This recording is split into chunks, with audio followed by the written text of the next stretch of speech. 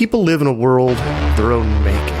Frankly, that seems to be the problem. Welcome to Angry Planet.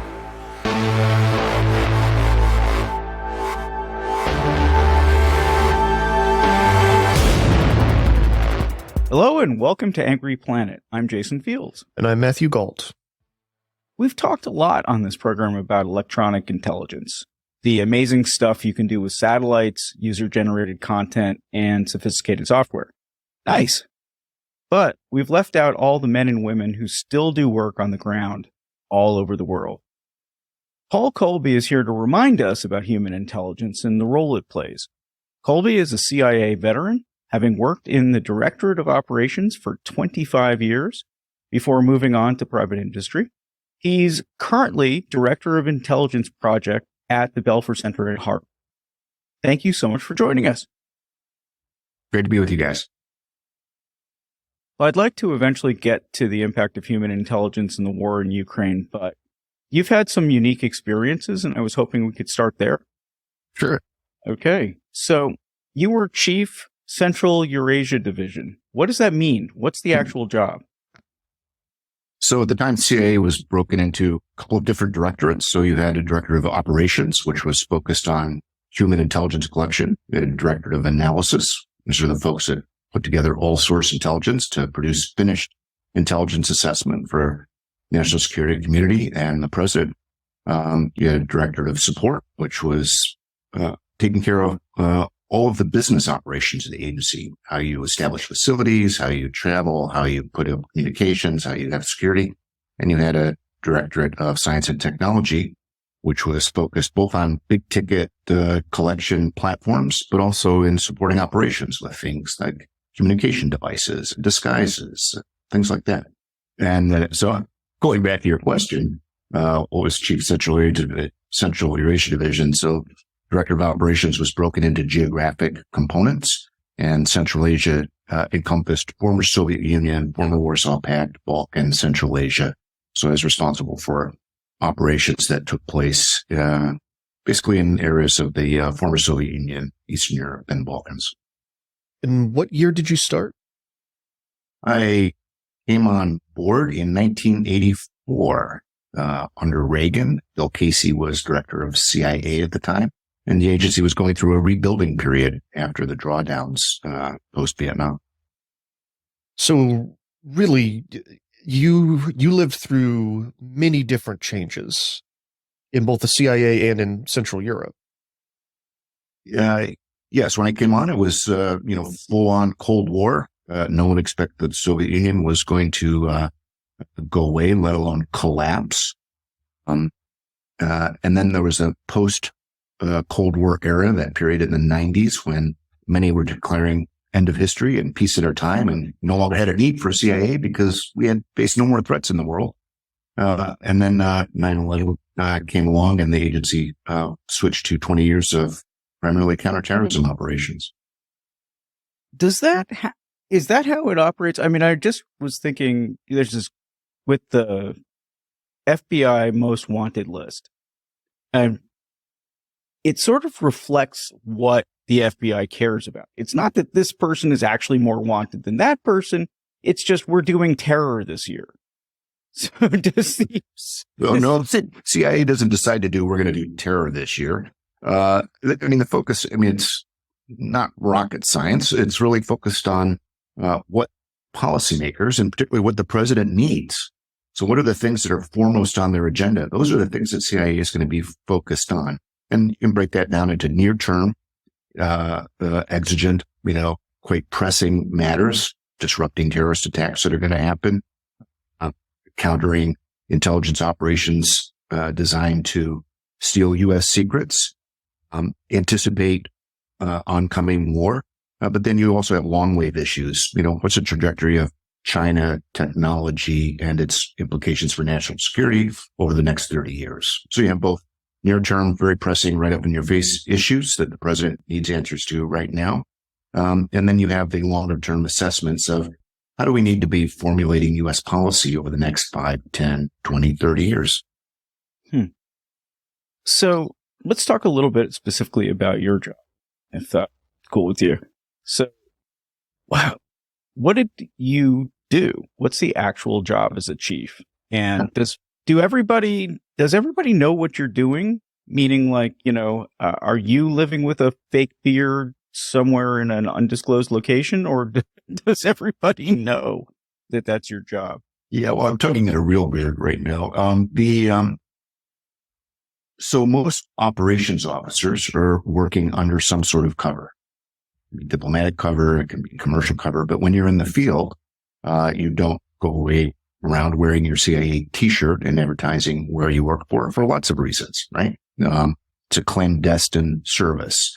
It's designed to steal secrets. It's designed to conduct espionage in places that don't want you to steal their secrets. So, operations officers in particular tend to spend most of their careers undercover. There comes a point of time when you're at a certain level and have a certain number of scars and exposures and things like that cover really doesn't mean so much anymore, and in some cases can be a burden and a distraction. So by the time I was leading a division in CIA, I was declared, i.e., the official representative to dozens of intelligence services, had met with dozens of different intelligence officers from dozens of other countries who knew that they were dealing with CIA. So there's a point where a cover is important and a point where it's not needed as much. How do you even get into this line of work? That's a great question. So it's, there's a million different paths in. Mine was, some ways accidental, some ways intentional. I knew I wanted to be working overseas. I thought I wanted to be working in the State Department. The process for all of the agencies, both at the time and now, can be very long. So I did a bunch of other things while I was waiting. I bartended. I worked at a ski patrol. I whitewater rafted. I worked in hotels. I dipped chrome in a factory. I did lots of different things, which in the end, I think helped prepare me for a CIA career. But most importantly, I think the agency needs folks who've been around a bit. They tend not to take folks straight out of college. They want some real life experience. And it's good to have, a few scars, a little bit of scar tissue and some, experience with failure, because the intelligence business is a really tough one. And everything, all grades aren't A, and you're often, operations, often fail.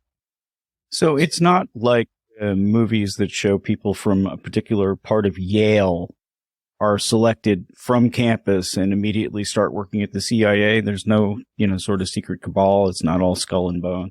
No, way back in the day, so during the times of OSS, there was, a phrase, the CIA is, pale, Yale, and male. And it wasn't entirely wrong. There was a lot of self-selection from Ivy League schools.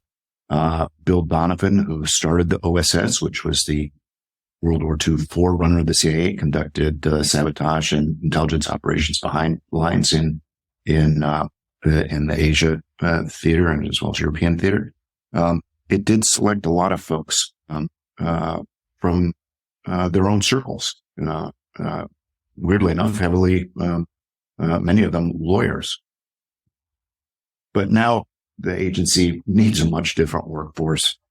Being a global agency with the necessity to work everywhere in the world, we need to be able to have the languages, the ethnic backgrounds, the cultural literacy that enable people to blend seamlessly in any number of different scenarios. What was your motivation for getting in? Why did you want to get in? I thought it was going to be really interesting and fun. It sounded like a cool job. I was pretty naive about what it would actually entail, but I wasn't wrong. And I wasn't disappointed in that. I actually left law school to join the agency, thought I would come back after a couple of years of bouncing around, but it was just so exhilarating. The stakes were so high. The people that you worked with were of such high quality.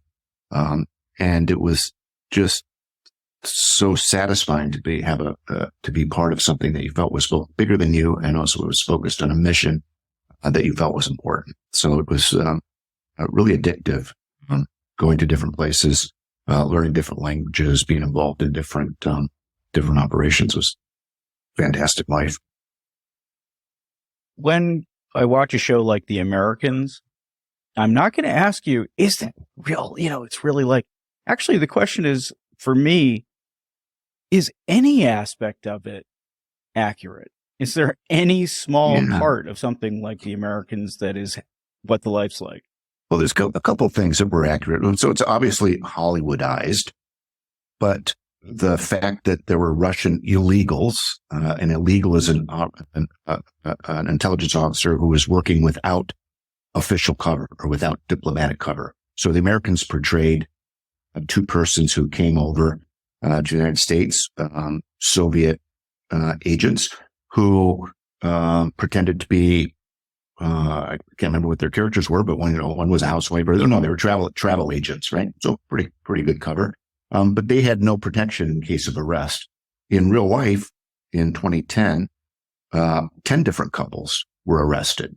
And in one of the greatest counterintelligence coups in CIA history, one of the greatest counterintelligence defeats for the Russian in history, they were arrested, held for a while, and then swapped for American agents, i.e. Russians who'd been working on behalf of American intelligence services, who'd been captured and were imprisoned by the Russians. They were swapped for that. So that there's a kernel of truth in that. The other piece that was, I think, well done, were the relationships that you saw between different individuals, relationships in particular between the officers and their agents on both sides. So the FBI officers' relationships with people he was dealing with, their relationships in terms of how they developed people, how they manipulated them, how they recruited them, how they tried to keep them safe. There was a lot of elements of reality there. Did we do the same thing? Did we do the same thing in terms of as the United States? Were we doing the same thing? Intelligence services all have similar methodologies, all work in similar ways, all use similar tradecraft and techniques. What does a day look like? And I guess, what does a day look like in 1984? And what does a day look like now? Boy, it just depends on where you're at, whether in the field or at headquarters. But I think probably most interesting is in the field. So, if you're say you're in a country somewhere in Southeast Asia or in Africa, you're with the station. I mean, your role is to be, if you're an operations officer working a station, primary job is to collect human intelligence, to run the agent networks that let you know the plans and intentions of issues that you want to, that are important for national security or for national policy, to be able to spot, identify, and recruit those agents to handle them effectively. So a typical day, every day is a little bit different, but you'll have you may have a cover job that you're working that sort of presents your face to the world. And then when that job is over at night, you may be out meeting people, you may be out developing relationships, and you'll be out drinking late into the hours, forming long-lasting bonds. You're always trying to understand what makes people tick. What are the things that motivate them? What are the things that drive them? What are the things they're afraid of? What are the threats or risks that they face? What are the problems that they have? All of which can be used as you work them towards developing an official relationship, an agent relationship with the agency. How do you decompress from that?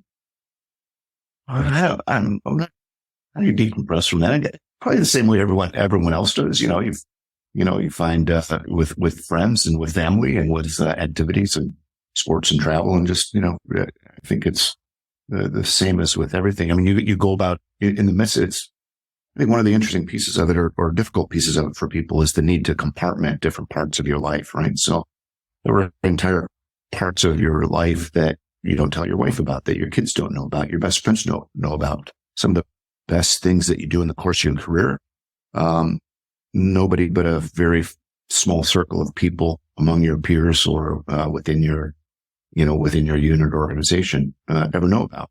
And so you have to be able to handle those two things at once. So let's just say that you're working as, covertly. Does the person that you are supposed to be, if they need a vacation, if you're working like a regular job, they get vacations too. Do you do a fake vacation then? You do a fake vacation. Or do you actually get to go and relax? You do get to go and relax. Sometimes you do go on a fake vacation where you're ostensibly going off on vacation, but you're actually going off to do a job somewhere. So that's happened. There were times where I would, to the outside world, I was taking a trip to the United States to see family, but in actuality, I was going off somewhere else to meet someone in some dark corner. All right, Angry Planet listeners, we're going to pause there for a break. We'll be right back after this. All right, Angry Planet listeners, we are back. Does the popular perception of the CIA kind of in American culture, and I know it's mixed, but especially like coming in 1984, right? We're just kind of coming off of the church committee stuff. How did that affect you, and what do you make of it? So the church, if folks aren't familiar, church committee were congressional investigations in the 70s, which uncovered abuses in the CIA, and in some cases breaking the law in the CIA in the 50s and 60s and 70s, and some different programs were revealed. They call it the family jewels. And in response to those hearings, congressional oversight was established, and some additional sort of controls and restrictions. But the popular perception is that the CIA just, it's a rogue elephant, just runs out on its own, does what it wants. But actually, CIA is entirely responsive to direction from the executive, i.e. the president, the National Security Council, and then the different commands that need support. So the CIA is a little bit like a Swiss Army knife in terms of it's pretty small, but it has a great ability to be nimble and flexible and responsive, much more than almost any other component of the U.S. government, because of some of the special authorities that it has, but also because of the culture of responsiveness to mission and responsiveness to needs. And folks, it's what folks sign up for. It's what they want to be doing. So the team with, sort of within days of 9/11, teams, CIA teams with embedded special forces going into northern Afghanistan to meet up with the Northern Alliance to launch the campaign against the Taliban. Question about how the CIA's troops, is that accurate? How do you work with another,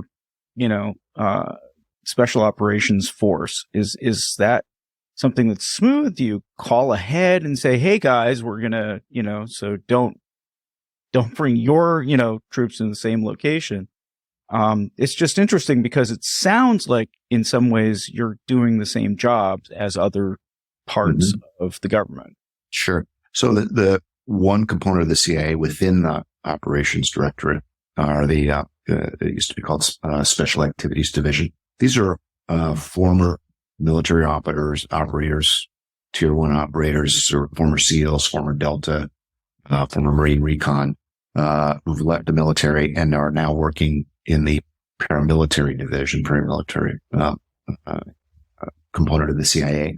And how is that different what the U.S. military does? Well, one is they're able to operate with very low profile and conduct the operations, engagements, training, etc., outside of the public eye, and again with a great deal of flexibility and with additional authorities. And they were used in Vietnam, in Balkans, in Afghanistan, in Iraq, and just about every place in the world that you've seen threats manifest to America, particular terrorist threats. They're a very high speed, very high quality, very highly motivated group of individuals, quite small. They have very close relationships with their counterparts in U.S. military, and you'll see different missions will have different mixes. So sometimes you might have units that are working together. Sometimes you might have military officers that are embedded with those units. But It's kept separate because of the additional authorities that CIA has that the military doesn't, and because it can operate more secretly. Cool. So I was wondering, you had worked in the Balkans. I'm going to guess that was during the various wars in the Balkans, as opposed to just hanging out in the Balkans. Were there any lessons that you learned from that then apply to Ukraine? Or am I just saying, these are Slavs? Maybe there's, some connection there. No, I think there's some real lessons from the Balkans that we're seeing repeat with Ukraine. So first, history matters, right? Americans tend to not be that focused on history, and we have a hard time thinking 5 or 10 years back, let alone 50, 100, or 500. In many places in the world, history from 100 years ago, 250 years ago, and farther back is still living history. Is still part of culture, still part of identity, and there's old grudges that come back, and we certainly saw that in the Balkans when a country that had been under communist rule under Tito, a unified, actually one of the more successful and prosperous socialist states, but in the thrall of Milosevic's nationalist rhetoric, splintered apart into different ethnic components.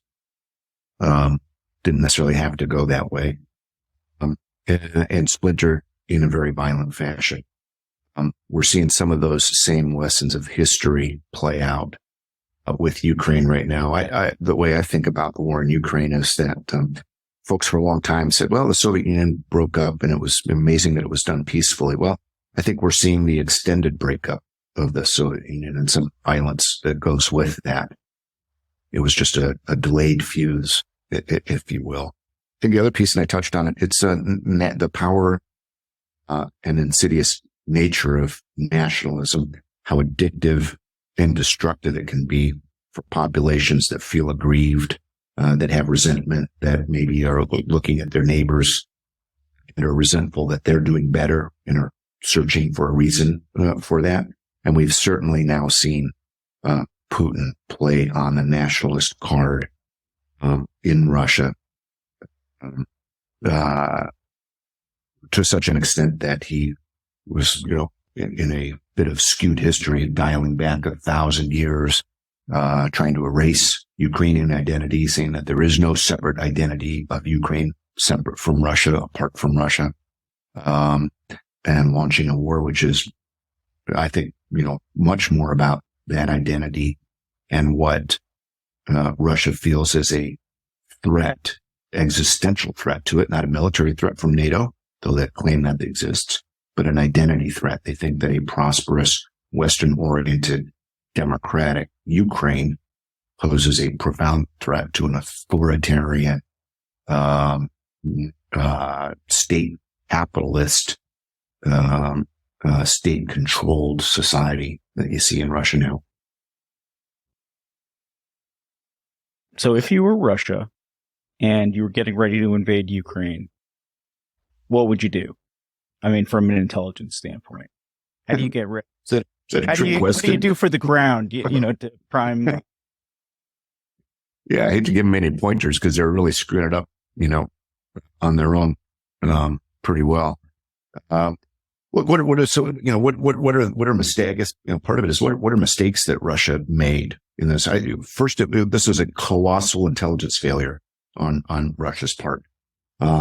They believed their own rhetoric and messaging that there were, millions of Ukrainians who were simply waiting for Russian liberators to roll into Kyiv, who would welcome them with, bread and salt, which is the sort of Slavic version of, flowers and kisses. Dead wrong on that. They were dead wrong on Ukraine's capability to fight and will to fight. They were dead wrong on the stability and strength of Ukrainian leadership. They thought Zelensky was a clown. They thought he was nothing more than the sitcom character that he had portrayed. It's also one of the great ironies of history that Zelensky, essentially auditioned for his role as president of wartime Ukraine by playing an accidental president on TV, it's really something to go back and watch some of those episodes. What other mistakes did they make? They believe their own propaganda about the strength of their own forces, so they've gone, since Putin came to power, they've been on a systematic rebuilding program to take what was the Soviet army and its equipment and to build, what they saw as a more modern, more capable, more flexible force.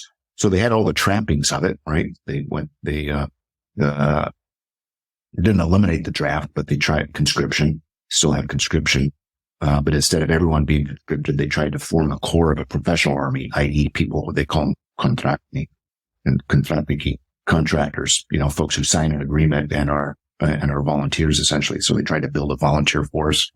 They modernized with weapons, but they didn't change many of the things that we've now seen to be real Achilles heels for them. There's still a central command and control. Troops at the ground level, units have very little initiative, very little authority, and huge disincentives for taking any decisions or actions because all blame flows down. Their equipment actually turns out to be really poor, much of it coming out of poorly maintained stocks. Their leadership has been abysmal, and the effect of corruption in the services is hard to overestimate. There were recently a member of Duma, that's their parliament, their Congress, who was complaining, saying, well, what's happened to the 2 million winter uniforms that we, authorized and paid for? Well, I'm pretty sure that those uniforms are being sold in a flea market somewhere in Guangzhou or Xinjiang province because of the level of corruption and incompetence is huge. That all said, it's a big army, it's nuclear armed, has, huge firepower. So while they've made tremendous mistakes, the war is not going to be over quickly, despite Ukraine's success, I believe. But just really what I'm wondering is, were they set up so that they have operatives inside like the Ukrainian intelligence service? I mean, do you do some kind of prep?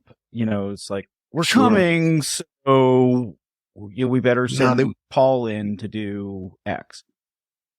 The Russian intelligence services would have had vast operations within Ukraine. They would have recruited agents in Ukrainian security services and the military. They would have had GRU, that's their military intelligence services, operatives on the ground, spotting targets, planning sabotage. They would have been reporting back on Ukrainian preparations, locations of military units and fortifications and supply. And they would have been providing reporting back on, what they expected to happen politically. There's been reporting that there were assassination units that were in place and that were working to kill Zelensky on the very eve of the invasion. But that they were identified and neutralized. So yes, there's no doubt that, just as by virtue of history, but also of language, of family ties, of contacts and friendships, that there have been a lot of advantages for Russian intelligence services to work in and operate in Ukraine. That said, the Ukrainian counterintelligence services have been really active, and it looks like quite successful in identifying and neutralizing many of those operations. Have you been surprised at how any of this has played out? Sure. Yeah. I've been surprised by a lot of it, how it's played out. I was surprised at the level of Russian incompetence, that at their overconfidence, that their belief that they could take Kiev in 3 days and essentially have a palace coup and that it would all be over. They completely underestimated the will of Ukrainian people to fight. I've been, surprised at how slow they've been to learn lessons. So they quickly retreated, but also retreated to old Soviet doctrine, which is, essentially line up massive amounts of artillery, obliterate everything within a particular geographic square, and then move in. It's what they did in Chechnya, in the Second War in Chechnya, where if you've seen the pictures of Grozny, they simply leveled the city to take out the Chechen fighters. I've been surprised at have not been surprised at their ability to repress dissent in Russia. Vast state mechanisms to both intimidate or folks from protesting, to have extremely draconian criminal penalties for standing alone and holding a sign that might even suggest criticism.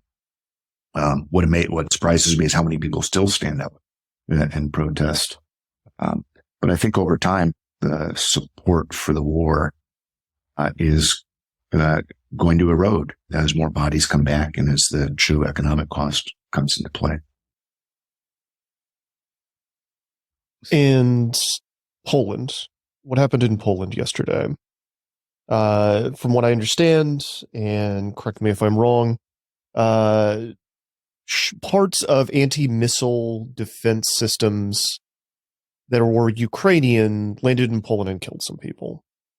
So Russia has been, because they've been unsuccessful on fighting the Ukrainian army, it looks to me like one of their main strategies for trying to win the war is to take out as much Ukrainian infrastructure as they can. So lights, heat, power, water, to make a cold, dark winter for Ukrainian citizens, to undermine their morale and to reduce support for the war and to reduce support for Zelensky. It's had exactly the opposite effect. It's strengthened the determination of Ukrainians to fight Russia and to take back every inch of their land that they've lost.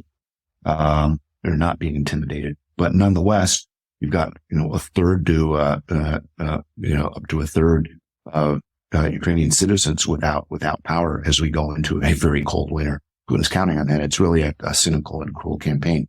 So yesterday, this is just after the G20 summit, they launched reports of 100 cruise missiles, armed drones in targeting Ukrainian civilian facilities. Ukraine tries to down as many of these as they can with anti-aircraft missiles, with anti-aircraft weapons. It looks like one of those systems, an S-300 surface-to-air missile system,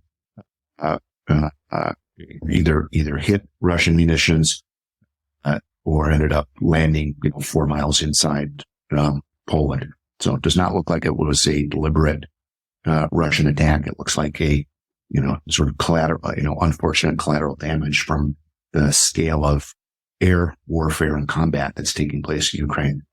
The only thing that surprises me is this hasn't happened more. Are you worried about this thing expanding? Yes. Yeah, it's an extraordinarily dangerous situation. Look, you've got, massed conventional combat on European territory, with one of those combatants being nuclear armed, losing badly, and making not thinly veiled threats about use of those nuclear weapons. And so that's why you've seen efforts across U.S. government and other governments to dissuade and deter Russia from employing nuclear weapons in any circumstance. But the potential, as we saw yesterday with, the immediate conclusion that folks jumped to, was that this is a Russian expansion of the attacks. This is testing NATO. This is, could be an expansion of the war. You could have, accidental situations end up escalating quite quickly. Part of the reason why you saw President Biden and others being very cautious in their preliminary assessments, saying, let's wait till we have the facts in. We completely support Poland. We'll pull together folks. We'll do everything we need to do to defend NATO, but we're going to determine what actually happened before we rush off. So I had only one more question, Matthew. If you have anything else, let me know. But I was curious about your career after you left the CIA. I mean, from the bio I read, it sounds like you basically created a CIA for BP, the big petroleum company. I mean, is that essentially, did you do something like that? And are there private CIAs out there? That's it. So we'll take a step back. In the private sector, there's every bit as much of a need for intelligence, i.e. good information, for decision making as there is in government. So when executives are deciding, is it safe, for us to work in this, to send people in this location, to open up a plant? Do we face threats from terrorism or from violent crime or from civil unrest or political instability? These are all questions that are as pertinent for companies across the world as it is for government. And so you see a quite quiet, I think probably underappreciated, but rapidly evolving and rapidly growing ecosystem of private sector intelligence companies and capabilities. Some of them are vendor companies that provide essentially outsourced services. And that can be everything. So you think about companies like Planet Labs that provide geospatial intelligence, that provide imagery, satellite-based imagery of different locations. That's intelligence. Not that many years back, that capability would have been among the most expensive and most classified in U.S. government. So remember the old spy satellites, the pictures of during the Cuban Missile Crisis? Like states, i.e., superpowers, had a monopoly on that. Now, everybody who's got an iPhone has even more powerful capability as you pull up Google Maps or Google Earth or whatever other platform you might use. So that's an extraordinary revolution. And companies are using that kind of capability in thousands of different ways. They're using it for environmental monitoring. They're using it to monitor methane emissions. They're using it to understand deforestation. They're using it to understand water and resource issues. In the same way, companies often operate in places that are, dangerous, obscure, opaque, have bad governance, or highly corrupt. It's really important to be able to have a capability that lets you navigate through those environments in an ethical, legal, and safe manner. And so that's why you see these intelligence capabilities building up. Intelligence is nothing more than information collected and analyzed in response to a question or requirement. And so we're not talking about hit teams. We're not talking about hit teams. No, but that is the popular conception when you talk about intelligence or you talk about intelligence capability. They think, this must be, espionage. It must be criminal and illegal. It must be violent. And it's in the private sector. It's none of those things. It's simply using different capabilities. So social media, for example, you think, NSA and Russian FAPSI and GCHQ, they all collect signals intelligence. Well, signals, social media is essentially open source signals intelligence, that can be used to help make better decisions. So there was as an example, there was an evacuation in a particular Middle East country, which was undergoing violent change, and a company needed to get its people out to safety. And so we're able to use real-time social media pictures of roads, of scenes in airports, of different pieces to understand, where you would be more safe, where you'd be less safe, to help get people out. So that's purely an intelligence mission and capability. So, and the limitations in that are only limited by their creativity. The amount of data that's being generated every day that's available, and that can be used and analyzed against the right questions, are unlimited. And I think in many ways, private sector is outstripping government in terms of how it gets used. You're probably familiar with Bellingcat.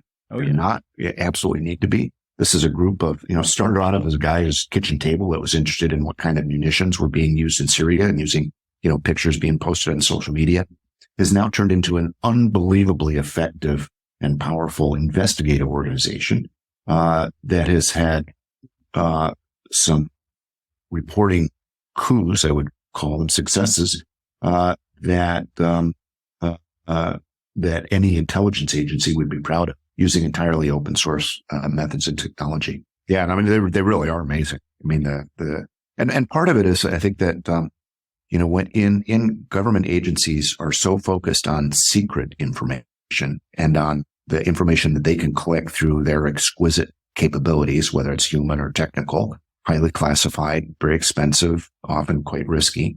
But if you don't have access to that, as Bellingcat and private companies don't, you have to be more creative in terms of how do you answer this question or solve this problem?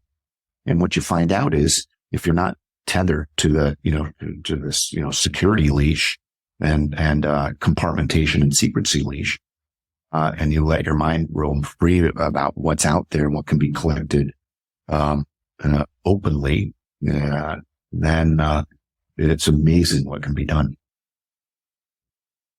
Paul Kolbe, thank you so much for coming on to Angry Planet and taking us through all this.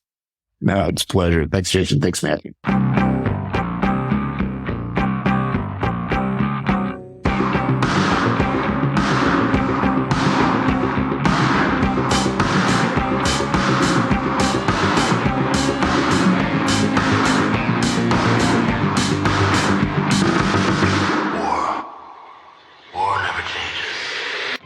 That's all for this week, Angry Planet listeners. As always, Angry Planet is me, Matthew Galt, Jason Fields, and Kevin Nodell. It was created by myself and Jason Fields. If you like the show, please give us $9 a month on Substack. It's angryplanet.substack.com or angryplanetpod.com. You get early access and commercial-free access to the mainline episodes, the bonus episodes, and the occasional post. It really does help us keep the show going. It is a labor of love. We do love doing it. We are kind of downshifting now into the holidays.